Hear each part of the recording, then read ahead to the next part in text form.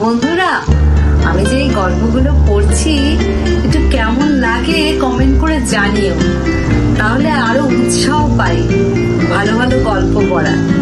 ঠিক আছে, কমেন্টস করো, আমার তাহলে একটু উৎসাহটা বাড়বে।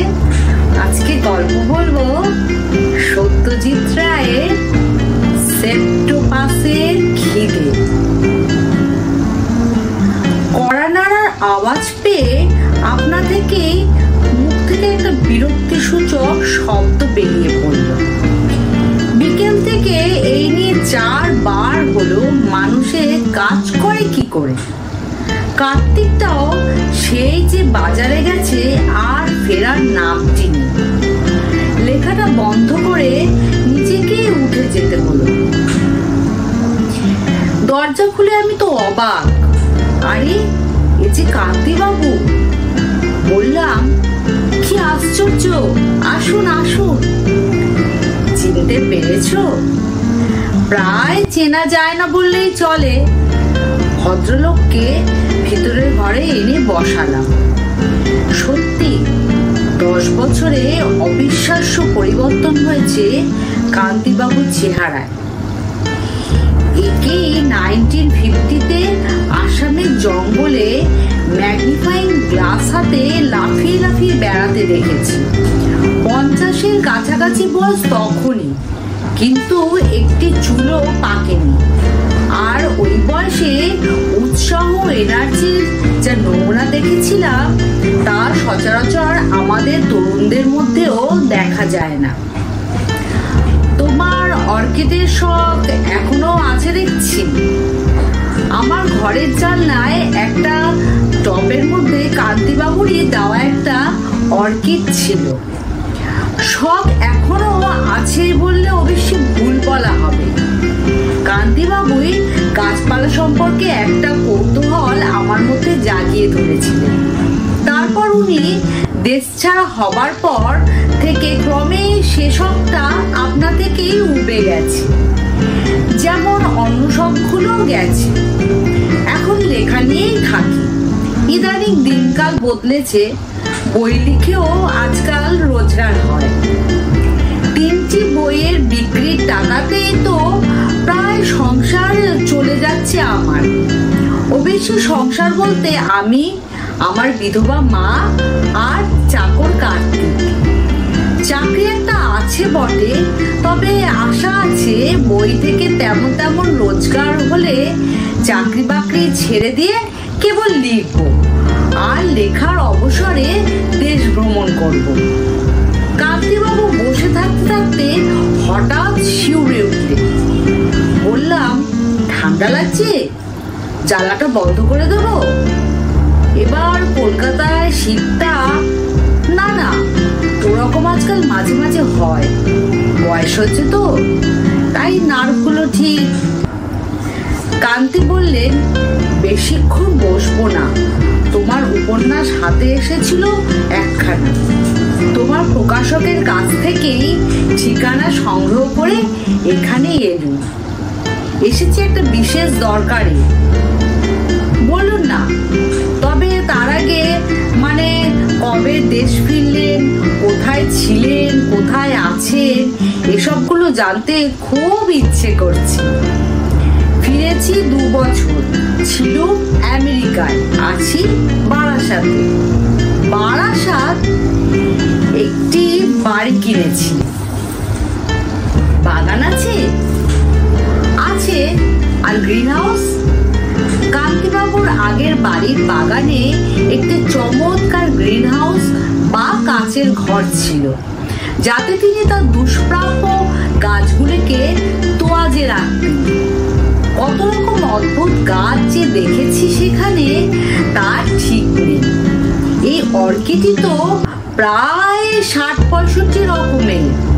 তার ফুলের বৈচিত্র্য উপভোগ করে একটা পুরো দিন অনায়াসে কাটিয়ে দেওয়া যেত। কান্তিবাবু একটু ভেবে বললেন, হ্যাঁ, একটা গ্রিন হাউসও আছে। আপনার গাছপালার শখ তাহলে ওই 10 বছরে কিছু কমেনি? না। কান্তিবাবু আমার ঘরের উত্তরের দেওয়ালের দিকে চেয়ে রয়েছেন দেখে আমারও চোখ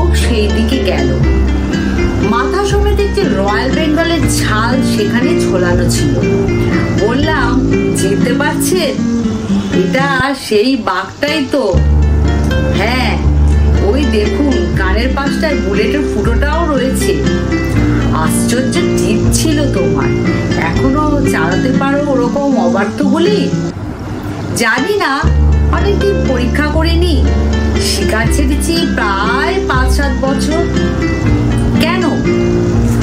অনেক তো মারলাম, বয়স হয়েছে তাই। আর প্রাণী হত্যা? মাছ মাংস ছেড়েছো নাকি? নিরামিষ খাচ্ছ? না, তবে এ তো শুধু হত্যা। বাঘ মারলে কি কুমির মারলে কি মোষ মারলে ছাল ছাড়িয়ে মাথা স্টাফ করে কি শিং মাউন্ট করে দেয়ালে টানিয়ে রাখলে, ঘরের শোভা বাড়লো, এসে কেউ আটকে উঠলো, কেউ বাহবা দিল। তোমারও জোয়ান বয়সের অ্যাডভেঞ্চারের কথা মনে পড়ে গেল। আর মুরগি, ছাগল, ইলিশ, মাগুর যে নিজে চিবিয়ে খেয়ে ফেলছো হে। শুধু প্রাণী হত্যা নয়, প্রাণী হজম। কি আর বলি, অস্বীকার করতে পারলাম না। কার্তিক চা দিয়ে গেল।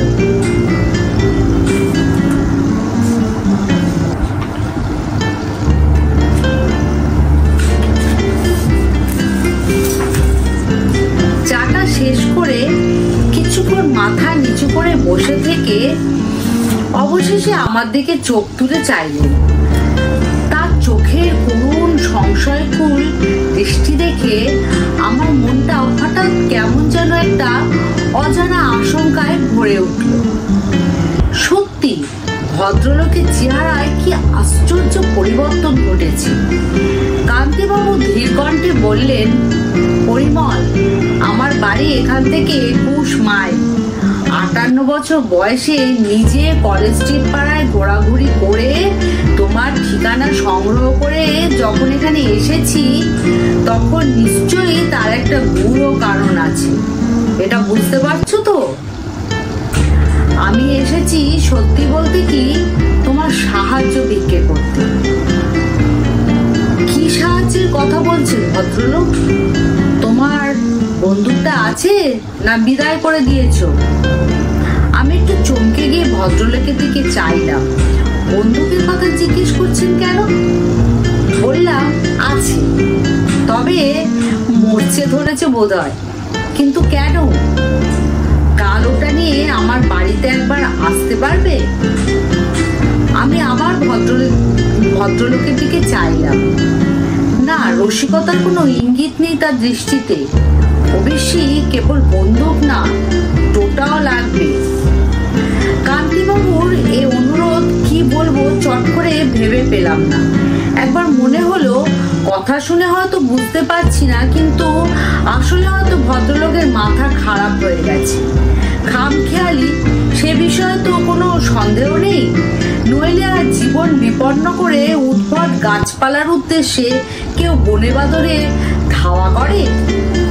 বললাম, বন্দুক নিয়ে যেতে আমার কোনো আপত্তি নেই, তবে কারণটা জানার জন্য বিশেষ কৌতূহল হচ্ছে। আপনাদের ও অঞ্চলে জন্তু জানোয়ার কি চোর ডাকাতদের উপদ্রব হচ্ছে নাকি? কান্তিবাবু বললেন, সেসব তুমি এলে পরে বলবো। বন্দুকের প্রয়োজন শেষ পর্যন্ত নাও হতে পারে। আর যদিও বা হয়, এইটুকু বলে রাখছি যে তোমার কোনো দণ্ডনীয় অপরাধের দায়ে পড়তে হবে না। কান্তিবাবু উঠে পড়লেন। তারপর আমার কাছে এগিয়ে এসে আমার কাঁধে হাত রেখে বললেন, তোমার কাছে এসেছি কারণ শেষ যা দেখেছি তোমায়, তাতে মনে হয়েছিল যে আমার মতো তোমারও নতুন ধরনের অভিজ্ঞতার প্রতি একটা বিশেষ আকর্ষণ আছে। তাছাড়া আমার লোক সমাজে যাতায়াত আগেও কম ছিল, এখন প্রায় নেই বললেই চলে। এবং চেনা পরিচিতের মধ্যে মুষ্টিমেয় যে কজন আছে, তোমার বিশেষ গুণগুলি তাদের কারোর মধ্যেই নেই। তোমার গাড়ি আছে তো? না, তবে আমার এক বন্ধুর আছে। সে আমার কলেজে সহপাঠী ছিল। কেমন লোক সে? আমি চিনি? চেনেন না বোধহয়, তবে লোক ভালো। মানে আপনি যদি বিশ্বস্ততার কথা বলেন তবে হি ইজ অল রাইট। বেশ, তো তাকে নিয়েই যেও, তবে যেও নিশ্চয়ই। ব্যাপারটা জরুরি, সেটা বলা বাহুল্য। বিকেলের মধ্যেই পৌঁছে যেতে চেষ্টা করো। আমার বাড়িতে টেলিফোন নেই। রাস্তার মোড়ে রিপাবলিক কেমিস্ট থেকে অভিজিতের বাড়িতে ফোন করলাম। বললাম, চলে আয় এক্ষুনি, জরুরি কথা আছে। তোর নতুন গল্প পড়ে শোনাবি তো? আবার ঘুমিয়ে পড়বো কিন্তু। আরে না না, অন্য ব্যাপার। কি ব্যাপার? অত আস্তে কথা বলছিস কেন? একটা ভালো ম্যাস্টিফের বাচ্চার সন্ধান আছে। লোক বসে আছে আমার বাড়িতে। কুকুরের টোপ না ফেললে আজকাল অভিজিৎকে তার বাড়ি থেকে বার করা খুব শক্ত। 5টি মহাদেশের 11 জাতের কুকুরের আছে অভিজিতের ক্যানেলে। তার মধ্যে 3টি প্রাইজ প্রাপ্ত। 5 বছর আগেও এরকম ছিল না। ইদানিং কুকুরই তার ধ্যান জ্ঞান চিন্তা। কুকুর প্রীতির বাইরে অভিজিতের গুণ হলো আমার বুদ্ধি বিবেচনার প্রতি অপরিসীম বিশ্বাস। ম্যাস্টিফের বাচ্চার ব্যাপারটা নিছক মিথ্যে হওয়ার দরুন একটা বড় রকম অভিমার্কা রদ্দা আমার পাওনা হলো, এবং পেলামও। কিন্তু আসল প্রস্তাবটা সাদরে গৃহীত হওয়ায় রদ্দার চঞ্চনি ভুলে গেলাম। অভি সহজসায় বললে, অনেকদিন আউটিং এ যাইনি। সেই সোনারপুরের ঝিলে স্নাইপ শুটিং। কিন্তু লোকটিকে, ব্যাপারটা কি? একটু খুলে বল না বাচ্চাধর। খুলে সে নিজেই যখন বললে না, তখন আমি কি করে বলি? একটু রহস্য না হয় রইলই। জমবে ভালো। কল্পনা শক্তিকে এক্সারসাইজ করানোর এই তো সুযোগ। আহা, লোকটি কে তাই বল না। কান্তিচরণ চ্যাটার্জি। বুঝলে কিছু? এককালে কিছুদিন বটানির প্রফেসর ছিলেন স্কটিশ চার্চ কলেজে। প্রফেসরি ছেড়ে দুষ্প্রাপ্য গাছপালার সন্ধানে ঘুরতেন। সে বিষয়ে রিসার্চ করতেন, প্রবন্ধ লিখতেন। ভালো কালেকশন ছিল গাছপালার, বিশেষত অর্কিডের। অভিজিৎ স্ট্যান্ডার্ড গাড়িতে করে আমরা যশোর দিয়ে বারাসাত অভিমুখে চলেছি। আমরা বলতে আমি আর অভিজিৎ ছাড়া আরো একটি প্রাণী সঙ্গে রয়েছে। সে হলো অভিজিতের কুকুর বাদশা। আমারই ভুল। অভিজিৎকে না বলে দিলে সে যে সঙ্গে করে তার 11টি কুকুরের একটিকে নিয়ে আসবেই, এটা আমার বোঝা উচিত ছিল। বাদশা জাতে রামপুর হাউট, বাদামি রং, বেজায় তেজিয়া। গাড়ির পুরো পিছন দিকটা একাই দখল করে জাঁকিয়ে বসে জানলা দিয়ে মুখটা বার করে দিগন্ত বিস্তৃত ধান ক্ষেতের দৃশ্য উপভোগ করছে, এবং মাঝে মাঝে এক একটা গ্রাম্য নেড়ি কুকুরের সাক্ষাৎ পেয়ে মুখ দিয়ে একটা অবজ্ঞাসূচক মৃদু শব্দ করছে। বাচ্চাকে অভিজিতের সঙ্গে দেখে একটা আপত্তিকর ইঙ্গিত দেওয়ায় অভি বলল, তোর বড় কন্দাজির ওপর আর ভরসা নেই, তাই ওকে আনলাম। এতদিন বন্দুক ধরিসনি।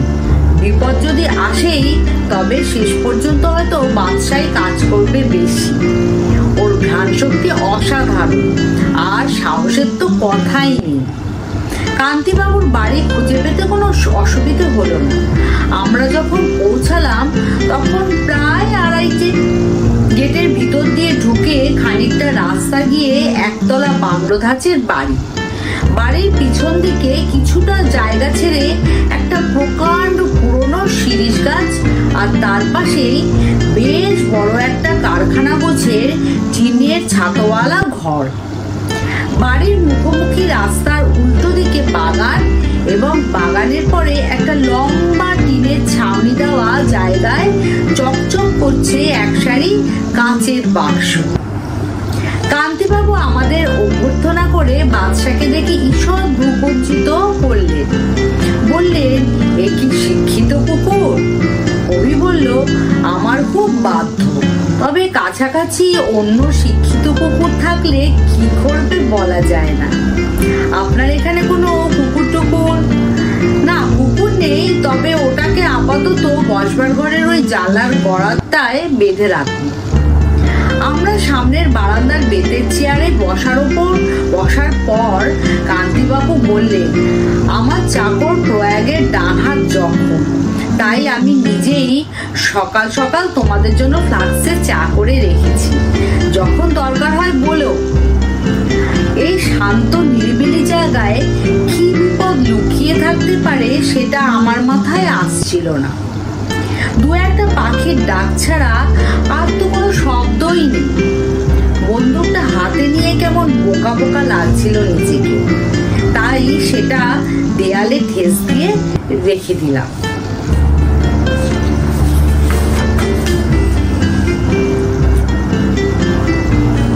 সে অভিজিতের কিছুক্ষণ এদিক ওদিক চেয়ে উসখুস করে বলে উঠল, পরিমলের কাছে শুনেছিলাম আপনি নাকি আসামের জঙ্গলে আর বিটঘুটে গাছ সংগ্রহ করতে গিয়ে প্রায় বাঘের খপ্পরে পড়েছিলেন।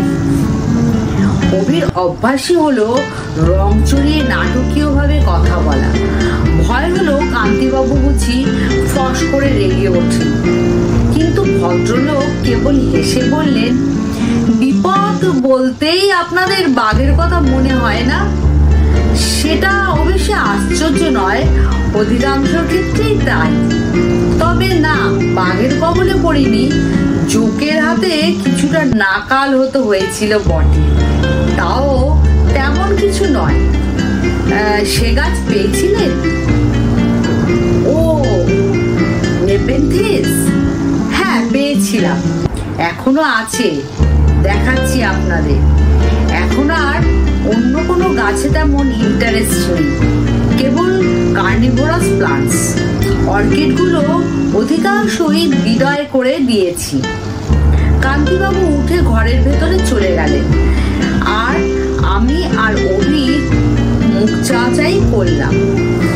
কান্তিবাবু বেরোলেন হাতে একটি বোতল নিয়ে। বোতলটা আমাদের সামনে ধরতে দেখলাম, তাতে উচ্ছিন্নে জাতীয় নানান সাইজের সব পোকা ঘোরাফেরা করছে। বোতলের ঢাকনায় গোলমরিচ দানের ঢাকনার মতো ছোট ছোট ফুটো। কান্তিবাবু হেসে বললেন, ফিডিং টাইম, এসো আমার সঙ্গে। আমরা কান্তিবাবুর পিছন পিছন টিনের ছাউনি দেওয়া লম্বা ঘরটার দিকে গেলাম। গিয়ে দেখি সার বাঁধা কাচের বাক্সগুলোর মধ্যে এক এক রকমের গাছ, তার কোনোটাই এর আগে চোখে দেখিনি। কান্তিবাবু বললেন, এর কোনোটাই বাংলাদেশে পাবে না, অবশ্যই ওই নেপেন্থিস ছাড়া। একটা আছে নেপাল থেকে আনানো, একটা আফ্রিকার, অন্য সবকটাই প্রায় মধ্য আমেরিকার। অভিজিৎ বলল, এসব গাছ এখানে বেঁচে রয়েছে কি করে?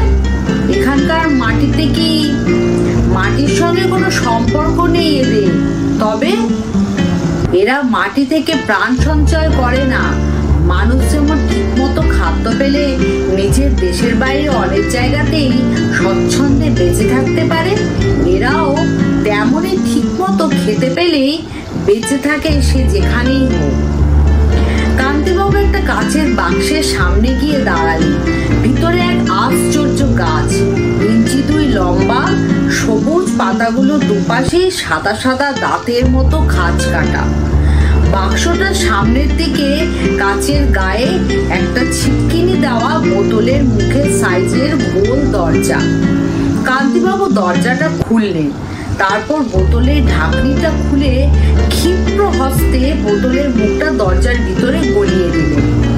উচ্চিন্নেটা এদিক ওদিক লাফিয়ে গাছটার পাতার ওপর বসলো, এবং বসতেই তৎক্ষণাৎ পাতাটা মাঝখান থেকে ভাঁজ হয়ে গিয়ে পোকাটাকে জাপটে ধরল। অবাক হয়ে দেখলাম যে দুদিকে দাঁত পরস্পরের খাঁজে খাঁজে বসে যাওয়ায় এমন একটি খাঁচার সৃষ্টি হয়েছে, যার থেকে উচ্ছিন্নে বাবাজির আর বেরোবার কোনো রাস্তা নেই। প্রকৃতির এমন তাজ্জব, এমন বিভৎস ফাঁদ আমি আর কখনো দেখিনি।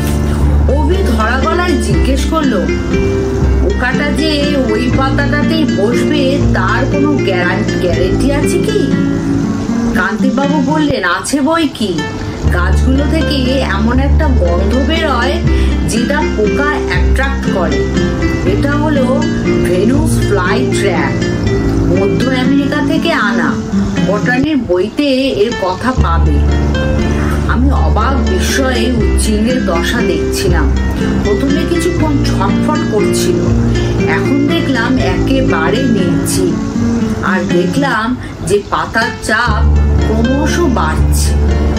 কবি কাষ্ঠ হাসি হেসে বলল, এমন গাছ একটা বাড়িতে থাকলে তো পোকামাকড়ের উৎপাত থেকে অনেকটা রেহাই পাওয়া যেত। আরশোলার জন্য আর ডিডিটির পাউডার ছড়াতে হতো না। কান্তিবাবু বললেন, এই গাছ আরশোলা হজম করতে পারবে না। তাছাড়া এর পাতার আয়তনও ছোট। আরশোলার জন্য অন্য গাছ। এই যে দেখি। পাশের বাক্সের সামনে গিয়ে দেখি লিলির মতো বড় বড় লম্বা পাতাওয়ালা একটা গাছ। প্রত্যেকটা পাতার ডগা থেকে একটি করে ঢাকনা সমেত থলির মতো জিনিস ঝুলছে। একটা ছবি মনে ছিল, তাই আর চিনিয়ে দিতে হলো না। কান্তিবাবু বললেন, এই হলো নেপেনথিস বা পিচার প্ল্যান্ট। এর খাই অনেক বেশি। প্রথম যখন গাছটি পাই তখন ওই থলির মধ্যে একটা ছোট্ট পাখিকে ছিপড়ে অবস্থায় পেয়েছিলাম। বাপরে বাপ! কবি তাচ্ছিল্যের ভাব ক্রমশই অন্তরিত হচ্ছিল। এখন ওটা কি খায়? আরশোলা, প্রজাপতি, শোয়াপোকা, এইসব আর কি। মাঝে আমার কলে একটা ইঁদুর ধরা পড়েছিল, সেটাও খাইয়ে দেখেছিলাম, আপত্তি করেনি। তবে ঘুরপাকের ফলে এসব গাছ অনেক সময় মরে যায়। অত্যন্ত লোভী তো, কোনো অবধি ভোজন সইবে সেটা নিজেরাই আন্দাজ করতে পারে না। প্রায় 20 রকমের মাংসাশী গাছ কান্তিবাবু সংগ্রহ করেছেন। তার কোনোটা পৃথিবীর অন্য কোনো কালেকশনেই নাকি নেই। এর মধ্যে সবচেয়ে সুন্দর গাছ যেটি, সানভিউ। তার ছোট্ট পাতাগুলোর চারপাশে সরু লম্বা লম্বা রোয়ার ডগায় জলবিন্দু চকচক করছে। কান্তিবাবু একটি সুতোর ডগায় এলাচের দানার সাইজের এক টুকরো মাংস ঝুলিয়ে সুতোটাকে আস্তে আস্তে পাতাটির কাছে নিয়ে যেতে খালি চোখে দেখতে পেলাম রোয়াগুলো সব এক সঙ্গে লুপ্ত ভঙ্গিতে মাংসখণ্ডটার দিকে উঁচিয়ে উঠল। হাতটা সরিয়ে নিয়ে কান্তিবাবু বললেন, মাংসটা পেলে পাতাটা ফ্লাই ট্র্যাপের মতোই ওটাকে জাপটে ধরে নিত। তারপর পুষ্টিকর যা কিছু শুষে নিয়ে অকেজো ছিবড়েটাকে ফেলে দিত। তোমার আমার খাওয়ার সঙ্গে কোনো তফাৎ নেই, কি বলো?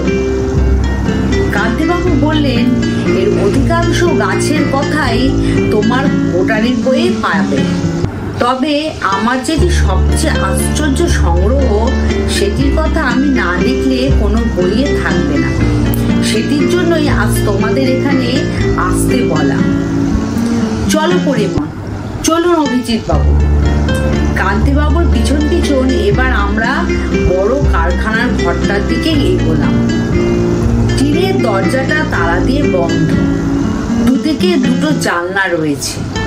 তারই একটা হাত দিয়ে ঠেলে খুলে নিয়ে উঁকি মেরে আমাদের বললেন, দেখো। অভি আর আমি জানলায় মুখ লাগালাম। ঘরের পশ্চিম দিকে দেয়ালের ওপর দিকে দুটো কাচের জানলা বা স্কাইলাইট দিয়ে রোদ আসায় ভিতরটা কিছুটা আলো হয়েছে। ঘরের মধ্যে যে জিনিসটা রয়েছে হঠাৎ দেখলে সেটাকে গাছ বলে মনে হওয়ার কথা নয়, বরং একাধিক সুবিশিষ্ট কোনো আজব জানোয়ার বলে মনে হতে পারে। ভালো করে লক্ষ্য করলাম, দেখা যায় যে গুড়ি একটা আছে, সেটা 5-6 হাত উঠে একটা মাথায় শেষ হয়েছে এবং সেই মাথার হাতখানে নিচে মাথাটাকে গোল করে ঘিরে কতগুলো সুরের উৎপত্তি হয়েছে। গুনে দেখি 7টা সুর। গাছের ডগা পাংশুটে মসৃণ এবং সর্বাঙ্গে ব্রাউন চাকা চাকা দাগ। সুরগুলো আপাতত মাটিতে নুয়ে পড়ে আছে, কেমন যেন নির্জীব ভাব, কিন্তু তাও গাটা ছমছম করে উঠল। অন্ধকারে চোখটা অভ্যস্ত হলে আরো একটা জিনিস লক্ষ্য করলাম। ঘরের মেঝেতে গাছের চারিদিকে পাখির পালক ছড়িয়ে আছে। কতক্ষণ চুপ করেছিলাম জানি না। কান্তিবাবুর গলার স্বরে আবার যেন সংগীত ফিরে পেলাম। গাছটা এখন ঘুমোচ্ছে, উঠবার সময় হলো বলে। অভি অবিশ্বাসের সুরে বলল, ওটা কি সত্যি গাছ? কান্তিবাবু বললেন, মাটি থেকে গজাচ্ছে যখন, তখন গাছ ছাড়া আর কি বলবেন বলুন। হাবভাব অবশ্যই গাছের মতো নয়, অভিধানের উপযুক্ত কোনো নাম নেই। আপনি কি বলেন? সেপ্টোপাস, অথবা বাংলায় সপ্তপাশ। পাশ অর্থাৎ বন্ধন, যেমন নাক পাশ। আমরা বাড়ির দিকে হাঁটতে আরম্ভ করলাম। বললাম, এ গাছ পেলেন কোথায়? মধ্য আমেরিকার নিকারাগুয়া হ্রদের কাছেই গভীর জঙ্গল আছে, তার ভিতরে। অনেক খুঁজতে হয়েছে বলুন। ওই অঞ্চলে যে আছে সেটা জানা ছিল। তোমরা বোধহয় প্রফেসর ডানস্টানের কথা শোনোনি। উদ্ভিদ বিজ্ঞানী ও পর্যটকও ছিলেন। মধ্য আমেরিকার গাছপালার সন্ধান করতে গিয়ে প্রাণ হারান। ঠিক কিভাবে তার মৃত্যু হয় কেউ জানতে পারেনি। মৃতদেহ সম্পূর্ণ নিখোঁজ হয়ে যায়। তার তৎকালীন ডায়েরির শেষের দিকে এই গাছটার উল্লেখ পাওয়া যায়। আমি তাই প্রথম সূচকে নিকারাগুয়ার দিকে চলে যাই। গুয়াটেমালা থেকে স্থানীয় লোকেরা কাছে এই গাছের বর্ণনা শুনতে থাকি। তারা বলে শয়তান গাছ। শেষটায় অবশ্যই এমন গাছ একাধিক চোখে পড়ে। বাদর, আর্মাডিলো, অনেক কিছু খেতে দেখেছি এই গাছকে। অনেক খোঁজার পর একটা অল্প বয়স্ক ছোটখাটো চারা গাছ পেয়ে সেটাকে তুলে আনি। 2 বছরে গাছের কি সাইজ হয়েছে দেখতেই পাচ্ছ। এখন কি খায় গাছটা? যা দিই তাই খায়। কলে ইঁদুর ধরে খেতে দিয়েছি। তারপর প্রয়াগকে বলে দিয়েছিলাম বেড়াল কুকুর চাপা পড়লে ধরে আনতে, তাও দিয়েছি। তারপর তুমি আমি যা খাই তাও দিয়েছি, অর্থাৎ মুরগি, ছাগল। ইদানিং খিদেটা খুব বেড়েছে, খাবার জুগিয়ে উঠতে পারছি না। বিকেলের দিকে ঘুম ভাঙার পর ভয়ানক ছটফট করে। কাল তো একটা কাণ্ডই হয়ে গেল। প্রয়াগ গিয়েছিল একটা মুরগি দিতে। হাতিকে যেভাবে খাওয়ায় সেভাবেই খাওয়াতে হয়। প্রথমে গাছটার মাথায় একটা ঢাকনা খুলে যায়, তারপর সুর দিয়ে খাবারটা হাত থেকে নিয়ে মাথার গর্তের মধ্যে পুড়ে দেয়। একটা যে কোনো খাবার পেটে পড়লে কিছুক্ষণের জন্য নিশ্চিন্ত থাকা যায়। তারপর আবার সুরগুলো দোলাতে আরম্ভ করলে বোঝা যায় যে আরো খেতে চাইছে। এতদিন 2টো মুরগি অথবা একটি কচি পাঠায় একদিনের খাওয়া হয়ে যেত। কাল থেকে তার ব্যতিক্রম হচ্ছে। কাল দ্বিতীয় মুরগিটা দিয়ে প্রয়াগ দরজা বন্ধ করে চলে এসেছিল। অস্থির অবস্থায় সুরগুলো আছড়ালে একটা শব্দ হয়। দ্বিতীয় মুরগি পরেও হঠাৎ সেই আওয়াজটা পেয়ে প্রয়াগ গিয়েছিল অনুসন্ধান করতে। আমি তখন ঘরে বসে ডায়েরি লিখছি। হঠাৎ একটা চিৎকার শুনে দৌড়ে গিয়ে দেখি সেপ্টোপাসের একটি সুর প্রয়াগের ডান হাতটা আঁকড়ে ধরেছে। প্রয়াগ পণে সেটা টেনে ছাড়বার চেষ্টা করছে, কিন্তু সেই সঙ্গে সেপ্টোপাসের আরেকটি সুর লক লক করে প্রয়াগের দিকে এগোচ্ছে। আমি দৌড়ে গিয়ে আমার লাঠি দিয়ে সুরটায় এক প্রচন্ড আঘাত করে 2 হাত দিয়ে প্রয়াগকে টেনে কোনো মতে তাকে উদ্ধার করি। তবে চিন্তার কারণ হচ্ছে এই যে প্রয়াগের হাতের খানিকটা মাংস সেপ্টোপাস খাবলে নিয়েছিল এবং সেটাই সে পেটের মধ্যে পুড়েছে। এ আমার নিজের চোখে দেখা। কান্তিবাবু পকেট থেকে রুমাল বার করে কপালের ঘাম মুছতে মুছতে বললেন, সেপ্টোপাসের যে মানুষের প্রতি লোভ বা আক্রোশ থাকতে পারে তার কোনো ইঙ্গিত এতদিন পাইনি। কাল যখন পেলাম তারপরে এটাকে মেরে ফেলা ছাড়া আর কোনো উপায় দেখছি না।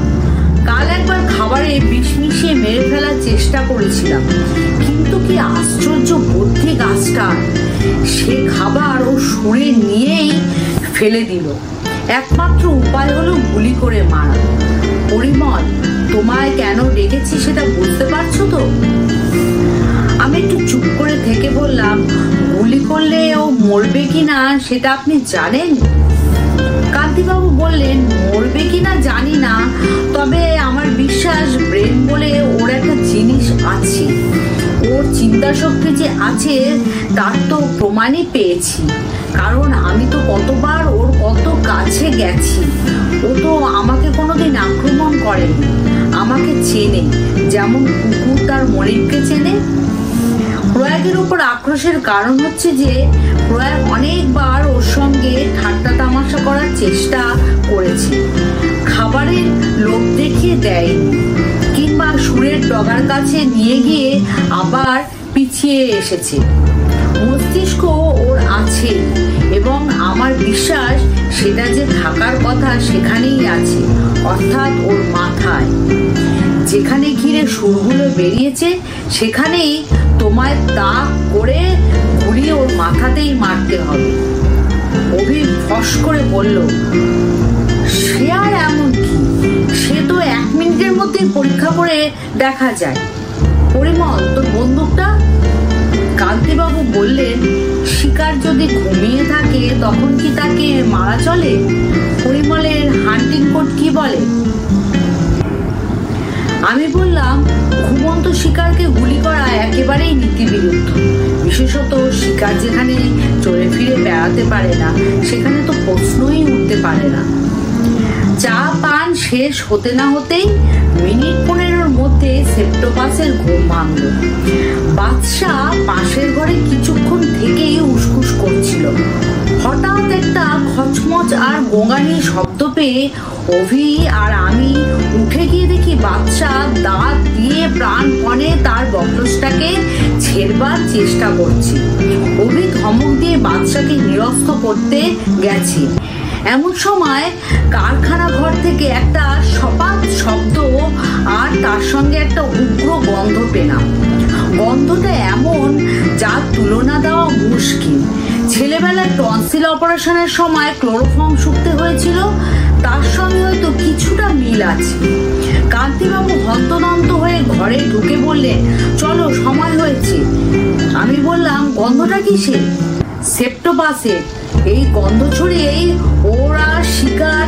কান্তিবাবুর কথা শেষ হলো না, বাচ্চা প্রচন্ড এক টানে বক্রস ছিঁড়ে ধাক্কার চোটে অভিকে উল্টিয়ে ফেলে তীর বেগে পাগলের মতো ছুটলো ওই গন্ধের উৎসের দিকে। অভিও কোনো মতে উঠে সর্বনাশ বলে ছুটলো বাচ্চার পিছনে। আমি গুলি ভরা বন্দুক নিয়ে কারখানার ঘরের দিকে ছুটে গিয়ে দেখি বাচ্চা এক বিরাট লাফে একমাত্র খোলা জানলার ওপর উঠলো এবং অভির বাধা দেওয়ার শেষ চেষ্টা ব্যর্থ করে ঘরের ভিতর ঝাঁপিয়ে পড়ল। কান্তিবাবু চাবি দিয়ে দরজা খোলার সঙ্গে সঙ্গেই শুনতে পেলাম রামপুর হাউন্ডের মর্মান্তিক আর্তনাদ। ঢুকে দেখি এক সুরে শানাচ্ছে না, একের পর এক দ্বিতীয় এবং তৃতীয় সুর দিয়ে সেপ্টোপাস বাদশাকে মরণ পাশে আবদ্ধ করেছে। কান্তিবাবু চিৎকার করে বলে উঠলেন, তোমরা আর এগিয়েও না, পরিমল চালাও গুলি। বন্দুক উঁচিয়েই এমন সময় চিৎকার এলো, থামো। অভিজিতের কাছে তার কুকুরের মূল্য কতখানি তা এবার বুঝতে পারলাম। সে কান্তিবাবুর বারণ সম্পূর্ণ অগ্রাহ্য করে ছুটে গিয়ে সেপ্টোপাসের 3টে সুরের একটাকে আঁকড়ে ধরল। তখন এক অদ্ভুত দৃশ্য দেখে আমার রক্ত জল হয়ে গেল। 3টে সুরই একসঙ্গে বাদশাকে ছেড়ে দিয়ে অভিকে আক্রমণ করলো, আর অন্য 4টে সুর যেন মানুষের রক্তের লোভেই হঠাৎ সজাগ হয়ে লডু জিহ্বার মতো লক লক করে উঠল। কান্তিবাবু আবার বললেন, চালাও চালাও গুলি, ওই যে মাথা। সেপ্টোপাসের মাথায় দেখলাম একটা ঢাকনি আস্তে আস্তে খুলে যাচ্ছে, ঢাকনির নিচে গহ্বর, আর অভিসমে সুরগুলি শূন্যে উঠে সেই গহ্বরের দিকে চলেছে।